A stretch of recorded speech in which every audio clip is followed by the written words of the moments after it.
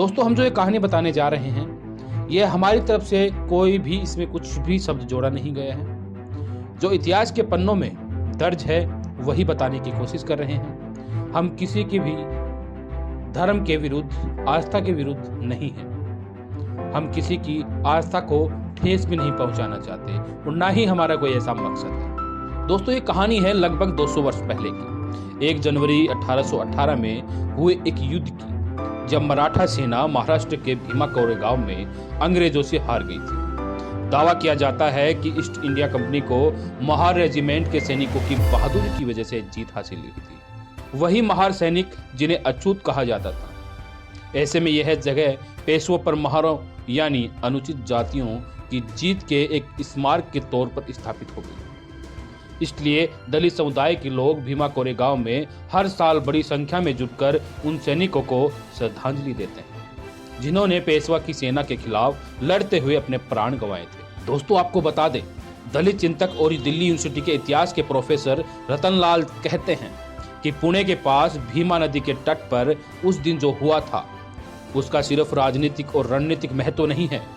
उस दिन का उस मैदान में सिर्फ अंग्रेज और पेशवा नहीं लड़े थे, वहां जातिगत के खिलाफ भी एक महासंग्राम हुआ था। इस लड़ाई में अछूत माने जाने वाली महार जाति के सैनिकों ने जातिवादी पेशवाई को हमेशा के लिए नस्तनाबूद कर दिया। भारतीय समाज को लोकतांत्रिक और मानवीय बनाने में इस युद्ध ने महत्वपूर्ण भूमिका निभाई थी। प्रोफेसर रतनलाल के मुताबिक ब्रिटिश ईस्ट इंडिया की 500 सैनिकों की एक छोटी कंपनी ने, जिसमें ज्यादातर सैनिक महार थे यानी दलित थे, अछूत थे, पेशवा शासक बाजीराव द्वितीय की 28,000 सेना की महज 12 घंटे चले युद्ध में पराजित कर दिया था। कोरेगांव के मैदान में जिन महार सैनिकों ने लड़ते हुए वीर गति प्राप्त की, उनके सम्मान में सन 1922 में भीमा नदी के किनारे काले पत्थरों के रण स्तंभ का निर्माण किया गया था, जिस पर उनके नाम खुदे हैं। इस घटना को देश भर के दलित अपने इतिहास का एक वीरतापूर्ण प्रकरण मानते हैं। बाबा साहब डॉक्टर भीमराव अंबेडकर ने भी यहां पहुंचकर शहीदों को श्रद्धांजलि दी थी। दोस्तों, आपको याद होगा 1 जनवरी 2018 में एक बवाल हुआ था भीमा कोरेगांव में। पूरे देश में उसकी आग फैल चुकी थी, पूरे देश में उसका बोलबाला था। और आज भी दोस्तों, जब 1 जनवरी आती है तो लोग भीमा कोरेगांव की वो लड़ाई, भीमा कोरेगांव में जो हुआ था, वो सब याद करते हैं। दोस्तों, आपके मन में सवाल होगा कि 1 जनवरी 2018 को भीमा कोरेगांव में ऐसा क्या हुआ जो कि हर साल 1 जनवरी को भीमा कोरेगांव का नाम सुनाई देना पड़ता है। 1 जनवरी 2018 को पुणे से करीब 40 किलोमीटर दूर भीमा कोरेगांव में अनुचित जाति समुदाय के लोग एक कार्यक्रम आयोजित कर रहे थे, जिसका कुछ ब्राह्मणवादी संगठनों ने इसका विरोध किया। इसके बाद हिंसा भड़क गई। भीमा कोरेगांव महाराष्ट्र के पुणे जिले में है। इस लड़ाई को अनुचित जातियों के इतिहास में एक खास जगह मिल गई। अनुचित जाति के लोग इस लड़ाई में अपनी जीत मानते हैं। उनके मुताबिक इस लड़ाई में अनुचित जातियों के खिलाफ अत्याचार करने वाले पेशवा की हार हुई थी। अनुचित जाति के चिंतक और मेरठ यूनिवर्सिटी में एसोसिएट प्रोफेसर डॉक्टर सतीश प्रकाश के मुताबिक भीमा कोरेगांव की लड़ाई में अंग्रेजों की ओर से लड़ने वाले ज्यादातर सैनिक महाराष्ट्र के अनुचित जाति यानी महार जाति से ताल्लुक रखते थे।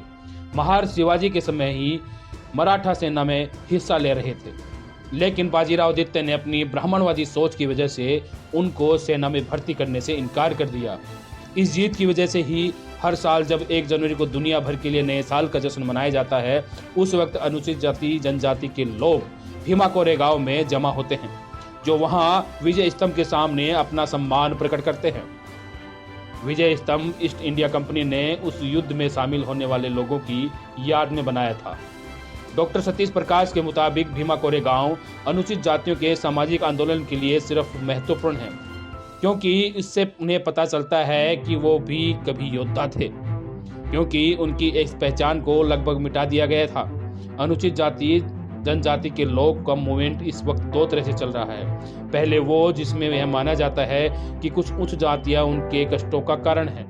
दूसरा वो जिसे अनुचित जाति का युवा फॉलो कर रहा है, जिसमें वो भीमा कोरेगांव जैसे अपने शौर्य के प्रतीकों के आगे बढ़ रहे हैं, जिसमें वो चमार रेजिमेंट बहाल करने की मांग करते हैं, जिसमें वो पारंपरिक शैली से इतर आक्रामक हैं और गौरवशाली इतिहास के सहारे अपनी लाइन को बड़ी करने में जुटे हुए हैं।